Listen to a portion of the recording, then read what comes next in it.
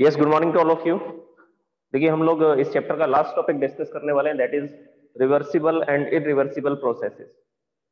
और इसके बाद में फिर हम एनसीईआरटी के क्वेश्चन आंसर्स करेंगे। जो भी एक्सरसाइज में इसके न्यूमेरिकल्स गिवन है, क्वेश्चन आंसर्स गिवन है, उनको सॉल्व करेंगे। ये चैप्टर कंप्लीट हो चुके हैं। इसके बाद नेक्स्ट चैप्टर हम लोग स्टार्ट करेंगे, kinetic theory of gases. Okay, तो पहले इसको डिस्कस कर लेते हैं, reversible and irreversible processes and some numericals. देखिए रिवर्सिबल प्रोसेस क्या होगी? जैसे हमारे पास कोई सिस्टम है, वो सिस्टम अपनी इनिशियल स्टेट में है और उस इनिशियल स्टेट को लिखा जाता है आई से। Then it will move towards the final state F. कोई भी एक सिस्टम है जो अपनी इनिशियल स्टेट से फाइनल स्टेट की तरफ जा रहा है, मतलब कि पहले उसका प्रेशर वॉल्यूम टेम्परेचर क्या था? पहले उसका प्रेशर वॉल्यूम टेम्परेचर था P1 V1 T1, ये इसके पैरामीटर्स थे इनिशियल स्टेट में। फाइनल स्टेट में इसका प्रेशर वॉल्यूम और टेम्परेचर ये हो चुका है P2 V2 T2। अब इसको रिवर्सिबल प्रोसेस कब बोला जाएगा? जब ये सिस्टम दोबारा से अपनी इनिशियल स्टेट में आ जाएगा। सो it is called reversible process. और इस प्रोसेस में किसी भी तरह के चेंजेस नहीं होंगे, मतलब कि हमने इसको इनिशियल से फाइनल स्टेट में लाने में जितनी हीट एनर्जी इसको दी थी, दोबारा से जब वो फाइनल से इनिशियल स्टेट में आएगा तो उतनी हीट एनर्जी को वो दोबारा से रेडिएट कर देगा, रिलीज कर देगा। तो हम सिस्टम को 100 जूल की एनर्जी देते हैं इनिशियल से फाइनल स्टेट में जाने में, तो वो फाइनल से इनिशियल स्टेट में आएगा, वही 100 जूल की एनर्जी को रिटर्न कर देगा सराउंडिंग में। ओके, इसके अलावा इसके प्रेशर वॉल्यूम में भी चेंजेस होते हैं, टेम्परेचर भी चेंज होता है, लेकिन फिर से दोबारा इनिशियल स्टेट में आ जाता है। अब बात ये आ रही है कि इसमें कोई और दूसरे चेंज नहीं होने चाहिए। जैसे कि ऐसा नहीं होना चाहिए कि हीट एनर्जी का लॉस हो जाए, वो तो होता ही होता है। अब जैसे हमारे पास एक पिस्टन होगा, ये मान लीजिए ये प्रोसेस हम लोग क्या कर रहे हैं, एक सिलेंडर के अंदर कर रहे हैं और उस सिलेंडर के अंदर क्या लगा रखा है, हमने पिस्टन लगा रखा है। अब ये पिस्टन जो है वो कंप्लीटली फ्रिक्शनलेस तो नहीं होगा, तो कुछ हीट एनर्जी तो यहाँ पर फ्रिक्शन के कारण क्या हो जाएगी, डिसिपेट हो जाएगी। तो एनर्जी का डिसिपेशन तो होगा ही। तो रिवर्सिबल प्रोसेस एक आइडियलाइज्ड प्रोसेस है। आइडियलाइज्ड प्रोसेस है, मतलब कि ऐसा कंप्लीटली रिवर्सिबल जो है वो पॉसिबल नहीं होगा। अब जैसे मान लीजिए हमने क्या किया, बर्नर से इसको हीट एनर्जी देने की कोशिश की।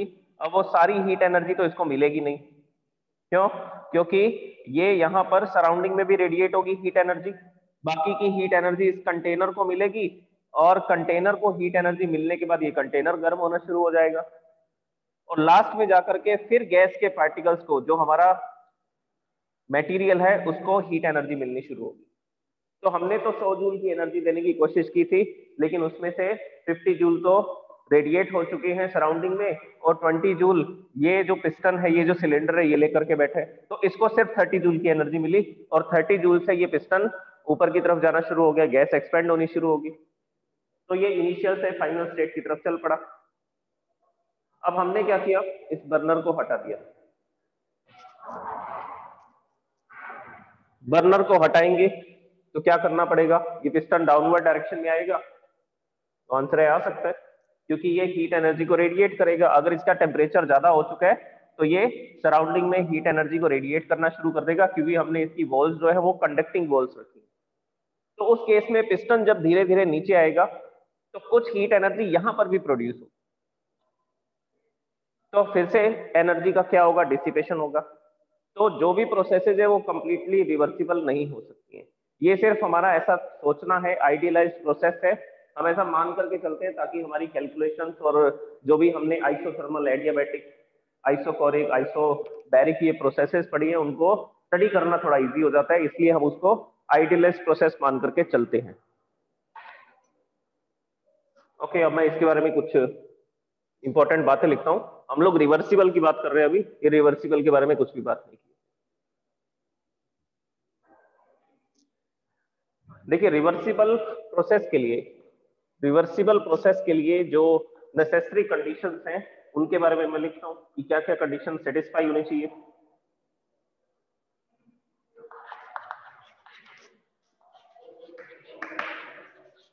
Following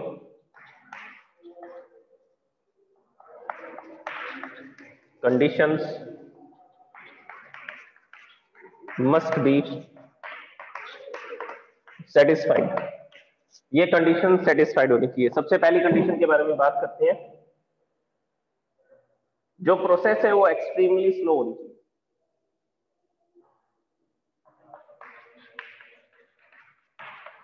process should be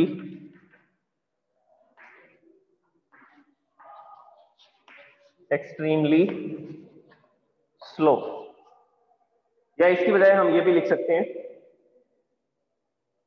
process is quasi static so that the system is in equilibrium with the surrounding at every stage। ये भी लिखा जा सकता है, process is quasi static so that system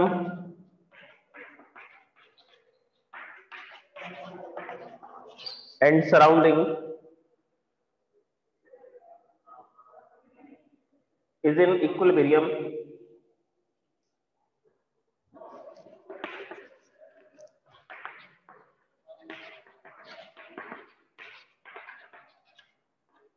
at every stage।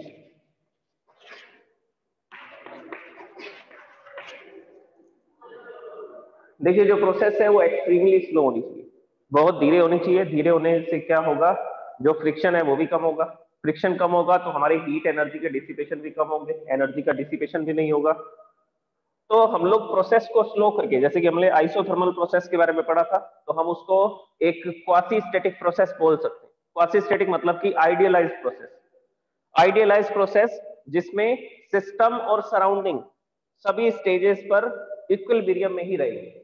अब equilibrium कितने तरह के होते हैं, तो आंसर है इक्विलिब्रियम 3 तरह के। सबसे पहला होता है, the first one is thermal equilibrium.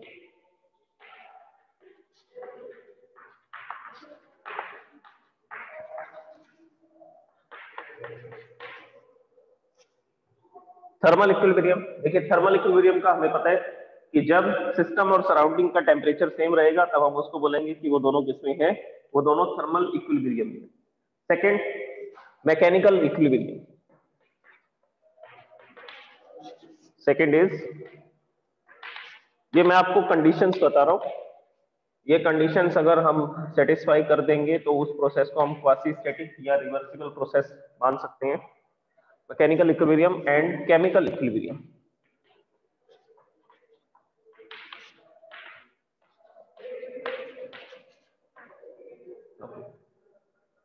तो अगर ये 3 कंडीशन सेटिस्फाई होंगी तो हम उस प्रोसेस को क्या बोल सकते हैं, क्वासी स्टैटिक प्रोसेस बोल सकते हैं। जैसे कि थर्मल इक्विलिब्रियम क्या होगा, हमने क्या किया, हमने एक सिलेंडर लिया और उसके अंदर पिस्टन लगा दिया। इसमें जो सिस्टम के अंदर का टेम्परेचर है और बाहर का सराउंडिंग का जो टेम्परेचर है वो सेम रहना चाहिए, उसमें कोई चेंजेस नहीं होने चाहिए। थर्मल इक्विलिब्रियम तो इसी को बोला जाएगा, when the temperature of the system and temperature of the surrounding will be equal। जब ये दोनों इक्वल होंगे तब क्या होगा, मान लीजिए ये हाई टेम्परेचर पे, यहाँ का टेम्परेचर है 100 डिग्री सेल्सियस और यहाँ का टेम्परेचर है 99 डिग्री सेल्सियस, तो क्या होगा, तो हीट एनर्जी जो है वो 100 डिग्री से 99 डिग्री की तरफ आएगी। धीरे धीरे ये सिस्टम गर्म होना शुरू हो जाएगा और पिस्टन अपवर्ड डायरेक्शन में जाना शुरू हो जाएगा। पिस्टन जैसे ही अपवर्ड डायरेक्शन में जाएगा और यहाँ का टेम्परेचर कितना हो जाएगा, जैसे ही हीट एनर्जी अंदर आनी शुरू होगी यहाँ का टेम्परेचर हो जाएगा 100 degree Celsius, 100 degree Celsius. Isothermal process है।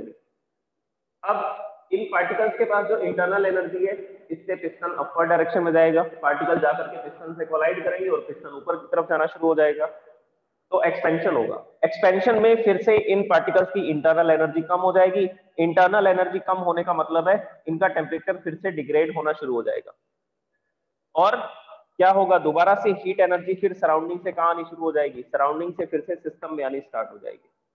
ये तो मैंने 1 डिग्री का डिफरेंस बताया, एक्चुअल में 1 डिग्री सेल्सियस का डिफरेंस नहीं होगा, बहुत ही स्मॉलर डिफरेंस होगा, 0.0001 डिग्री सेल्सियस, ऐसा भी हो सकता है। तो ये जो डिफरेंस हम मानेंगे, ये डिफरेंस होगा बहुत वेरी स्मॉल, और इतना स्मॉल डिफरेंस होने के बाद भी ये एनर्जी यहाँ से यहाँ आएगी और फिर से इस सिस्टम का टेम्परेचर जो है वो सराउंडिंग के बराबर हो जाएगा और पिस्टन फिर एक्सपेंड, पिस्टन जो है अपवर्ड डायरेक्शन में जाएगा और गैस का होगा expansion. This is isothermal expansion. और इसमें हम लोग क्या मेंटेन करते थे, इसमें हम लोग थर्मल इक्विलिब्रियम ही तो मेंटेन करते थे कि सिस्टम और सराउंडिंग का टेम्परेचर जो है वो सेम रहे, कांस्टेंट टेम्परेचर पर एक्सपेंशन करवाते थे, इसको आइसोथर्मल एक्सपेंशन बोला जाता था। ओके, इसके बाद में नेक्स्ट, अच्छा कंप्लीटली थर्मल इक्विलिब्रियम पॉसिबल नहीं। अगर ये बहुत स्लो होगा, धीरे धीरे पिस्टन ऊपर जाएगा, तब इसके सिस्टम के बीच में और सराउंडिंग के बीच में बहुत थोड़ा सा डिफरेंस होगा टेम्परेचर का, तो हम उसको थर्मल इक्विलिब्रियम की कंडीशन मान। Next, mechanical equilibrium. Mechanical equilibrium का मतलब है कि हम बाहर से कोई भी एक्सटर्नल फोर्स नहीं लगाएंगे, no unbalance force will be act, कोई भी अनबैलेंस फोर्स काम नहीं करेगा, ना तो अंदर से सिस्टम से काम करेगा और ना ही हम इस सिस्टम के ऊपर लगाएंगे, तो किसी भी तरह का अनबैलेंस फोर्स नहीं होगा, that is mechanical equilibrium. Chemical equilibrium का मतलब है कि ना तो सिस्टम के केमिकल कॉम्पोजिशन में चेंज होगा और ना सराउंडिंग के केमिकल कॉम्पोजिशन में चेंज होगा, ना तो सिस्टम के केमिकल कॉम्पोजिशन में चेंज होना चाहिए और ना सराउंडिंग के केमिकल कॉम्पोजिशन में चेंज होना चाहिए, दोनों नहीं होने चाहिए। मतलब कि अगर हमने यहाँ पर नाइट्रोजन गैस ली है तो वो N2 के मॉलिक्यूल्स होंगे, यहाँ पर सारे के सारे मॉलिक्यूल्स किसके होंगे, N2 के, और बाहर एयर है, एयर के अंदर नाइट्रोजन भी है, ऑक्सीजन भी है, उसके अलावा CO2, ये गैसेज है। तो ये गैसेज जो है ये बाहर रहेंगी और सिस्टम के अंदर हमने नाइट्रोजन गैस फिल कर रखी है, तो ना तो इसके कॉम्पोजिशन में चेंज होगा ना ही इसके कॉम्पोजिशन में चेंज होगा, तो हम बोलेंगे कि सिस्टम और सराउंडिंग दोनों क्या है, केमिकल इक्विलिब्रियम में, क्योंकि दोनों के ही कॉम्पोजिशन में चेंज नहीं होगा। और ऐसा सिर्फ तब पॉसिबल है जब हम क्लोज्ड कंटेनर लें, ताकि अंदर का मटेरियल बाहर ना जाए और बाहर का मटेरियल अंदर, तो इस केस में ऐसा पॉसिबल। ओके, तो हम लोग जो हीट इंजन पढ़ा था उसमें हम लोग फ्यूल को बर्न करते थे, फ्यूल बर्न करने के बाद उसमें जो गैसेस बनती थी उससे एक एक्सपेंशन होता था, फिर पिस्टन दोबारा ऊपर आता था, कंप्रेशन होता था, और उस कंप्रेशन में जो भी गैसेस उस सिलेंडर के अंदर है, उस चैम्बर के अंदर है, वो साइलेंसर के थ्रू बाहर आ जाती, साइलेंसर के थ्रू बाहर आ जाती। तो क्या हुआ, तो वो गैसेस जो है वो बाहर आ रही, सराउंडिंग में आ रही, तो अंदर जो भी मटेरियल था उसकी क्वांटिटी तो कम हो जाएगी, और बाहर सराउंडिंग में अगर वो गैसेज आ जाएंगी तो सराउंडिंग में नाइट्रोजन, ऑक्सीजन और CO2 के अलावा जो भी दूसरी गैसेज अब बनी है, कार्बन मोनोऑक्साइड बनाए, SO2 बनाए, NO2 बनाए, वो सब भी कहाँ आ जाएगा, वो सब भी सराउंडिंग में आ जाएगा, तो सराउंडिंग के कॉम्पोजिशन में चेंज होगा। तो हम जो भी प्रैक्टिकल सिस्टम बनाते हैं वर्क डन करने के लिए, उन सिस्टम्स के अंदर क्या होता है, केमिकल इक्विलिब्रियम मेंटेन करना मुश्किल होता है, केमिकल इक्विलिब्रियम मेंटेन नहीं कर सकते, सिस्टम के कॉम्पोजिशन में, केमिकल कॉम्पोजिशन में और सराउंडिंग के केमिकल कॉम्पोजिशन में चेंजेस होते हैं। मैं फिर से बोल रहा हूँ, क्वासी स्टैटिक प्रोसेस जो है वो हम लोग आइडियलाइज्ड प्रोसेस मानते हैं, जिसमें ये तीनों थर्मल इक्विलिब्रियम, मैकेनिकल इक्विलिब्रियम और केमिकल इक्विलिब्रियम मेंटेन रहे। तो ये सबसे पहली कंडीशन है, रिवर्सिबल प्रोसेस के लिए ये तीनों चीजें इक्विलिब्रियम में होनी चाहिए। उसके बाद में सेकेंड कंडीशन ये है कि डिसिपेटिव फोर्स नहीं होनी चाहिए। डिसिपेटिव फोर्स कौन से होते हैं उनके बारे में बात करते हैं, जैसे मैंने फ्रिक्शन के बारे में बताया था, सेकंड पॉइंट में लिखता हूं,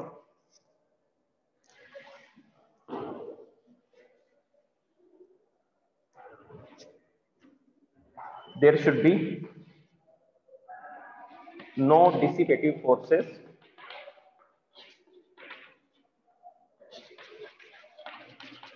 ये डिसिपेटिव फोर्सेस किसकी वजह से काम करते हैं, ये कौन से फोर्सेस है, तो आंसर है फ्रिक्शन, फ्रिक्शन फोर्सेस। इसके अलावा विस्कोसिटी,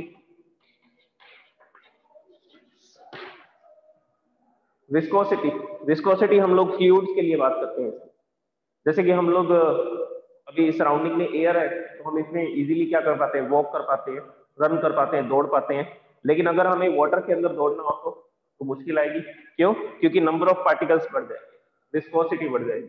इसी तरह से अगर हम वाटर और हनी का कंपैरिजन करें, हनी शहद होता है, तो वाटर का और हनी का कंपैरिजन करेंगे तो क्या होगा, तो वाटर है उसकी विस्कोसिटी कम है, उसका गाढ़ापन कम है, जो हनी होगा उसका गाढ़ापन ज्यादा होगा, विस्कोसिटी ज्यादा होगी, तो वाटर में वॉक करना इजी होगा, हनी में वॉक करने में थोड़ी मुश्किल होगी, ज्यादा मुश्किल होगी, so this is called viscosity. तो पार्टिकल्स का जो कॉलिजन होगा, जो पार्टिकल्स है वो हमें मूवमेंट नहीं करने देंगे। जैसे कि हम लोग एक पेंडुलम को यूज करते हैं, पेंडुलम अगर हम एयर में यूज करते हैं तो वो 8-10 ऑसिलेशन करता है फिर रुक जाता है, लेकिन वही पेंडुलम अगर हम वाटर के अंदर चलाएंगे तो क्या होगा, सिर्फ 1 या 2 ऑसिलेशन होंगे और वो पेंडुलम रुक जाएगा। एक ऑसिलेशन भी पूरा ना हो ऐसा भी हो। तो क्या ज्यादा है, विस्कोसिटी ज्यादा है, आसपास पार्टिकल्स का नंबर इतना ज्यादा है कि जो पेंडुलम मूवमेंट करना चाह रहा था उसकी जो एनर्जी थी वो सारी एनर्जी आसपास के पार्टिकल्स में चली जाती है ड्यू टू द कॉलिजन के कारण। तो विस्कोसिटी और फ्रिक्शन ये दो ऐसे इफेक्ट हैं जिनके कारण से डिसिपेटिव फोर्सेस प्रोड्यूस होते हैं, और डिसिपेटिव फोर्सेस के कारण से एनर्जी का डिसिपेशन होता है। हम जो भी एनर्जी सिस्टम को दे रहे हैं वो एनर्जी सिस्टम को नहीं मिल पाती है, कुछ एनर्जी डिसिपेट हो जाती है। डिसिपेशन मतलब जिस एनर्जी को हम जो नॉन यूजेबल हो, जिस एनर्जी को हम दोबारा से क्या नहीं कर सकते, यूज नहीं कर सकते। ओके, तो अगर ये कंडीशन सेटिस्फाई होगी तो वो प्रोसेस को क्या बोला जाएगा, रिवर्सिबल प्रोसेस बोला जाएगा। अब जैसे एक रिवर्सिबल प्रोसेस का एग्जांपल मैं आपको देता हूँ। हम लोग वाटर को बॉईल करते हैं, वाटर को बॉईल करेंगे तो वो वेपर में कन्वर्ट हो जाएगा। अब वेपर को हम ठंडा करेंगे, दैट इज कॉल्ड कंडेंसेशन। तो क्या होगा, वेपर को ठंडा करने पर वो दोबारा से वाटर में कन्वर्ट हो जाएगा, दैट इज कॉल्ड कंडेंसेशन।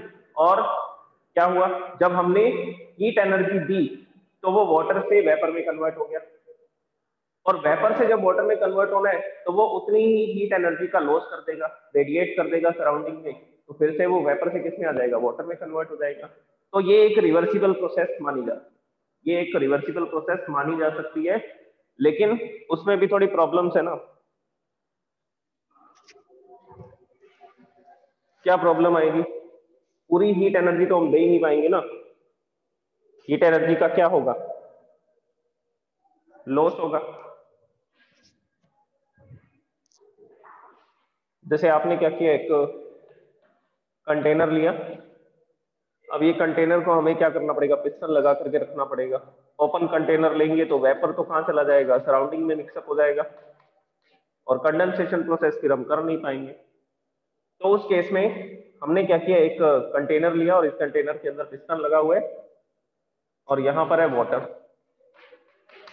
अब आप इसको हीट एनर्जी देना चाहते हो, क्या पूरी हीट एनर्जी इसको मिलेगी क्या, आंसर है नो, इसको पूरी हीट एनर्जी मिल नहीं पाएगी। हमने बर्नर से ऐसा बर्नर लगाया जो पर सेकेंड 100 जूल की एनर्जी दे रहा था, लेकिन ये 100 जूल की एनर्जी ले ही नहीं पा रहा है।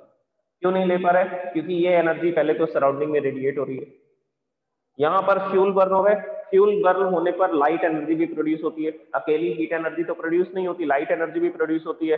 तो यहाँ पर हमें लाइट भी दिखाई दे रही है, तो कुछ एनर्जी लाइट एनर्जी में कन्वर्ट हो गई, लाइट एनर्जी में कन्वर्ट होगी तो वो लाइट एनर्जी भी रेडिएट हो रही है सराउंडिंग में, हीट एनर्जी जो है वो भी रेडिएट हो रही है सराउंडिंग में। अब थोड़ी बहुत हीट एनर्जी इस कंटेनर को मिली, जिससे पहले ये कंटेनर गर्म होगा, कंटेनर गर्म होगा, उसके बाद ये एनर्जी किसको मिलेगी, उसके बाद ये एनर्जी मटेरियल को मिलेगी, मतलब कि वाटर को मिलेगी।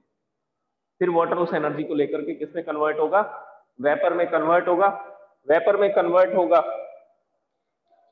तो यहाँ का प्रेशर बढ़ेगा, प्रेशर बढ़ेगा तो पिस्टन ऊपर की तरफ जाना शुरू हो जाएगा, पिस्टन ऊपर की तरफ जाएगा तो यहाँ पर क्या होगा, यहाँ पर फ्रिक्शन होगा, जहां पर ये कंटेनर के साथ कांटेक्ट में है पिस्टन, वहां पर फ्रिक्शन होगा, फ्रिक्शन के कारण इस इंटरनल एनर्जी का कुछ लॉस होगा। ठीक है, उसके बाद फिर से क्या होगा, अब हमने इसको पूरा का पूरा वेपर में कन्वर्ट कर लिया, अब हम इसको कहाँ किस में कन्वर्ट करना चाहते हैं, दोबारा से वाटर में कन्वर्ट करना चाहते हैं। तो इसके पास इसका टेम्परेचर है 100 डिग्री सेल्सियस से थोड़ा 100 डिग्री सेल्सियस है, तो ये क्या करेगा, ये एनर्जी को रेडिएट करेगा सराउंडिंग में, और पिस्टन किस तरफ आएगा, पिस्टन डाउनवर्ड डायरेक्शन में आएगा, पिस्टन डाउनवर्ड डायरेक्शन में आएगा, फिर से क्या होगा, फ्रिक्शन के कारण हीट प्रोड्यूस होगी, इसको ठंडा होने में थोड़ा टाइम लगेगा, फिर से ठंडा होने में नहीं सॉरी, इसको वेपर से वाटर में कन्वर्ट होने में थोड़ा टाइम लगेगा, क्योंकि यहाँ पर फ्रिक्शन से जो हीट एनर्जी प्रोड्यूस होगी वो हीट एनर्जी भी तो इस कंटेनर को मिलेगी, फ्रिक्शन से जो हीट एनर्जी प्रोड्यूस होगी। तो जो ये बॉइलिंग प्रोसेस है और कंडेंसेशन प्रोसेस है, ये रिवर्सिबल प्रोसेसेस मानी जा सकती हैं, मतलब कि आइडियलाइज कंडीशन में, कि जब ये पिस्टन फ्रिक्शन लेस होगा उस केस में हम इसको मान सकते हैं कि ये रिवर्सिबल प्रोसेस है। ओके, और एग्जांपल सुनिए रिवर्सिबल प्रोसेस का। अगर हम उसको स्लोली कंप्रेस करेंगे और स्लोली बहुत धीरे धीरे क्या करेंगे, एक्सपेंड करेंगे, तब भी हम उसको रिवर्सिबल प्रोसेस मान सकते हैं। तो slow expansion and slow compression they can be called as reversible process. इनको रिवर्सिबल प्रोसेस बोला जा सकता है। एक एग्जांपल मैंने आपको बता दिया, बॉइलिंग और कंडेंसेशन, ये रिवर्सिबल प्रोसेस है।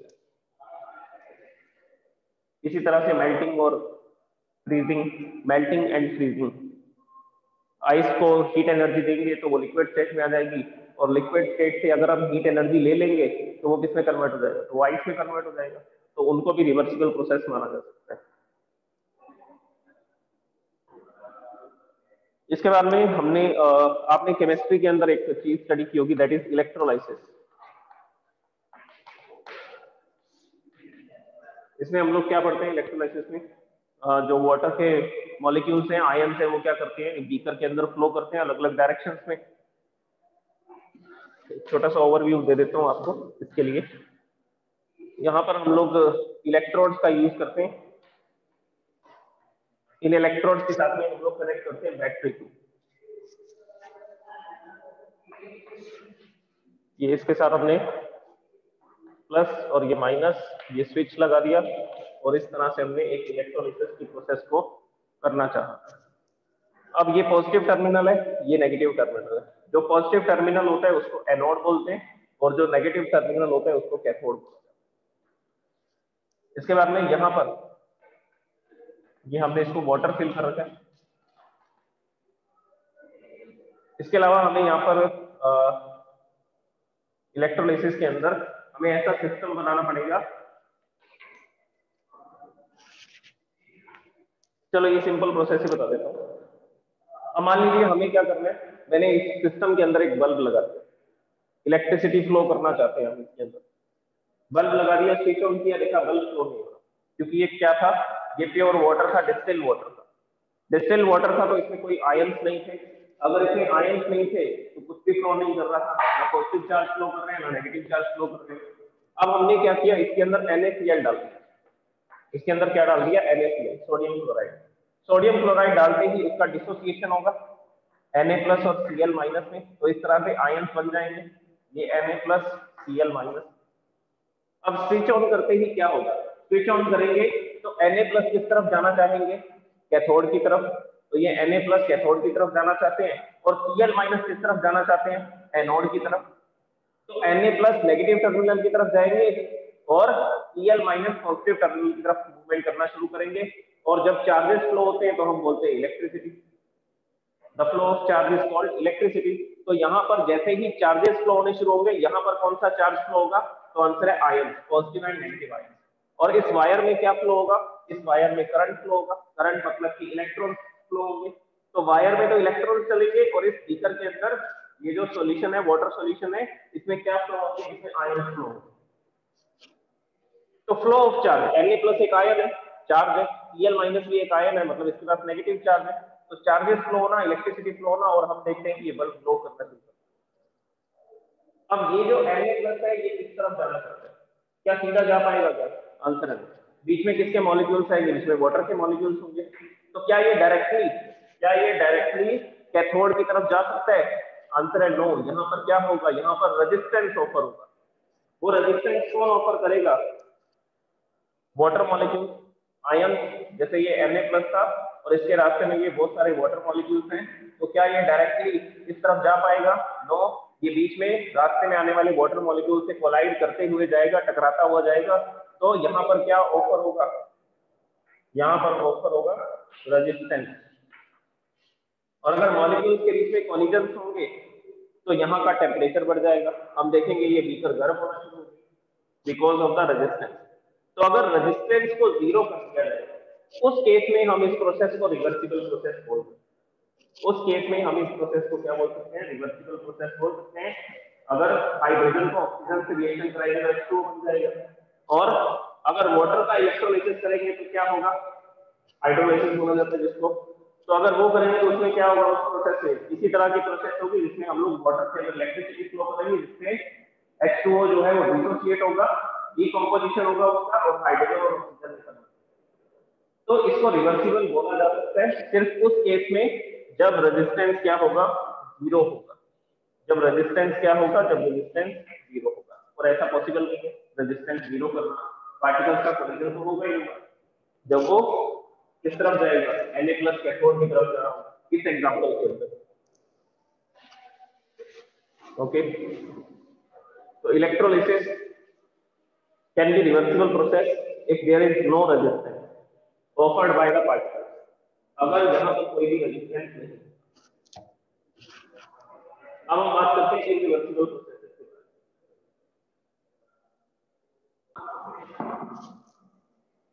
Now we will discuss about the irreversible process. जो प्रोसेसेस रिवर्स नहीं हो सकती, मतलब दोबारा इनिशियल कंडीशन में नहीं जा सकती, वो सारी प्रोसेसेस क्या होती है, सारी प्रोसेसेस इरिवर्सिबल प्रोसेसेस होती है, जो फिर से इनिशियल स्टेट में नहीं जा सकती। इनिशियल से फाइनल में आ गई, अब फाइनल से दोबारा इनिशियल में नहीं जा पाती, तो ऐसी प्रोसेस को क्या बोलेंगे, इरिवर्सिबल। और इस नेचर में जो भी हमें स्पॉन्टेनियस प्रोसेसेस दिखाई दे रही है, वो सारी प्रोसेसेस कैसी हैं, वो सारी इरिवर्सिबल प्रोसेस हैं। जैसे कि एक्सपेंशन, जैसे कि कंप्रेशन, और उसके अलावा हम लोग व्हीकल चला रहे हैं, ब्रेक लगाते हैं, ब्रेक लगा रहे हैं, ब्रेक कैसे वर्क करते हैं, तो आंसर है टायर और रॉड के बीच में फ्रिक्शन काम करता है। तो वो फ्रिक्शन के कारण क्या होता है, जो भी हमारे ब्रेकिंग सिस्टम ने वर्क डन किया, वो वर्क डन इसमें कन्वर्ट हो जाता है हीट एनर्जी। टायर और रॉड के बीच में फ्रिक्शन होगा, तो टायर भी गर्म हो जाएगा और रॉड भी गर्म हो जाएगी, तो फ्रिक्शन के कारण हीट एनर्जी प्रोड्यूस होगी। तो हमारे ब्रेकिंग सिस्टम ने जो वर्क डन किया, नेगेटिव वर्क डन किया, वो वर्क डन हीट एनर्जी में कन्वर्ट हो गया। अब क्या ऐसा पॉसिबल है कि हम उस हीट एनर्जी को दोबारा इकट्ठा करें और कार को आगे चलाना शुरू करें? आंसर है no. So it is a irreversible process. इसी तरह से हम क्या करते हैं, वाटर को बॉइल करते हैं ओपन कंटेनर में। ओपन कंटेनर में वाटर को जैसे ही बॉइल करेंगे तो हम हीट एनर्जी देंगे। हीट एनर्जी देने से क्या होगा, वो वेपर में कन्वर्ट होगा, और जो वेपर है वो सराउंडिंग में रहेगा। तो सराउंडिंग से हम वेपर को इकट्ठा नहीं कर सकते, इतने बड़ी सराउंडिंग में इतना बड़ा एटमॉस्फेयर है, कैसे इकट्ठा करेंगे? ओके, इसी तरह से कुछ केमिकल रिएक्शंस, उनको भी आप इरिवर्सिबल बोल सकते हैं। जैसे हमने कार्बन कोयले को जलाया, कार्बन को बल्ब के ऑक्सीजन की प्रेजेंस में CO2 बनी, वो CO2 गैस सराउंडिंग में चली गई। अगर वो सराउंडिंग में चली गई तो उसको दोबारा इकट्ठा नहीं कर सकते।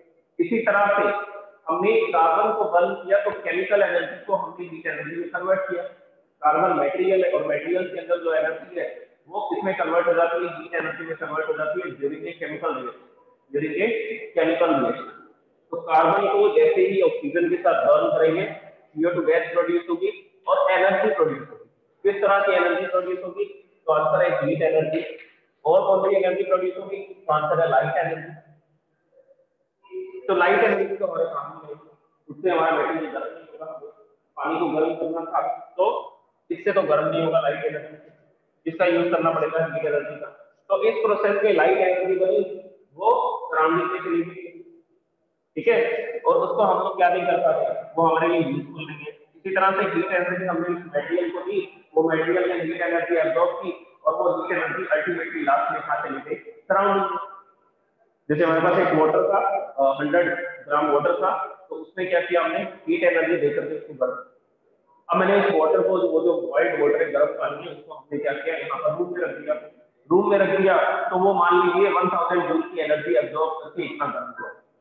अब जैसे ही हम उसको इस रूम में रखेंगे, क्या होगा, वो 1000 जूल की एनर्जी सराउंडिंग में चली जाएगी, दोबारा से उसका टेम्परेचर 27 डिग्री सेल्सियस हो जाएगा। तो हमने उसको हीट एनर्जी भी गर्म कर दी।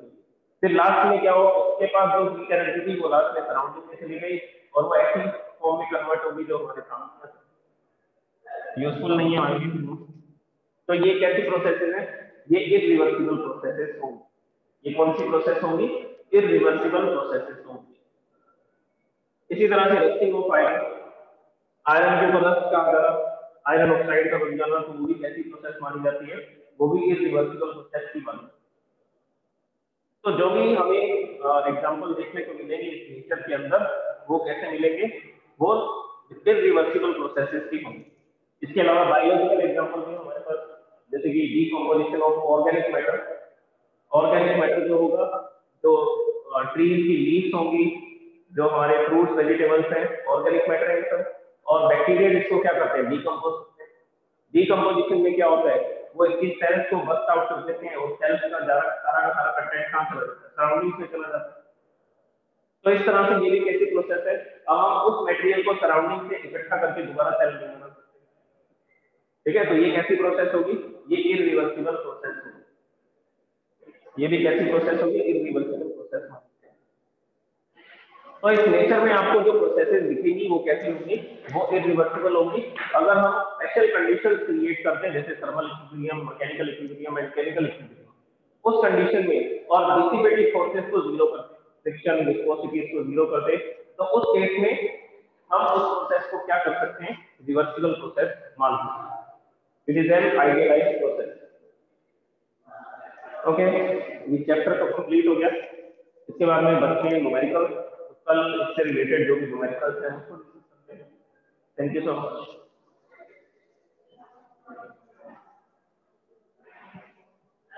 इसके अलावा और भी एग्जाम्पल्स हम लोग देख सकते हैं, जैसे कि हम लोग थर्मल पावर प्लांट का यूज करते हैं। थर्मल पावर प्लांट में कोयला जला करके हम लोग इलेक्ट्रिसिटी प्रोड्यूस करते हैं। तो कोल से जो भी हीट एनर्जी प्रोड्यूस होती है, क्या वो सारी हीट एनर्जी इलेक्ट्रिसिटी में कन्वर्ट होती है? आंसर है नो। हमने पढ़ा था सिस्टम की एफिशिएंसी होती है और किसी भी सिस्टम की एफिशिएंसी 100% नहीं हो सकती। तो कोल से हीट एनर्जी बॉयलर को मिलती है, बॉयलर से वाटर बॉयल होता है, वाटर बॉयल होने के बाद वो स्टीम बन करके पाइप के थ्रू टरबाइन चल जाता है, टरबाइन के साथ टकराता है, टरबाइन गर्म हो जाता है, फिर टरबाइन के साथ में जनरेटर लगा होता है, जनरेटर के अंदर जो कॉइल है वो कॉइल रोटेट करती है और उसके रोटेट करने से भी वो गर्म हो जाती है, फ्रिक्शन वो इसके मैग्नेटिक एनर्जी के कारण, इलेक्ट्रिकल और मैग्नेटिक एनर्जी के कारण उसके अंदर जो इलेक्ट्रॉन्स हैं रेजिस्टेंस के कारण वो क्या हो जाती है, वो गर्म हो जाती है। तो हीट एनर्जी के लॉसेज होते हैं बहुत सारे, और इतने सारे डिसिपेशन होने के बाद में इलेक्ट्रिसिटी प्रोड्यूस होती है, और वो इलेक्ट्रिसिटी फिर उस पावर हाउस से लेकर के हमारे घर तक आती है। तो वायर के अंदर भी रेजिस्टेंस होता है, वो वायर भी गर्म हो जाती है। तो कॉल ने 1000 जूल की एनर्जी प्रोड्यूस की थी और हम तक सिर्फ कितनी पहुंचती है, हम तक सिर्फ पहुंचती है 200 जूल की, 400 जूल की एनर्जी पहुंचती है।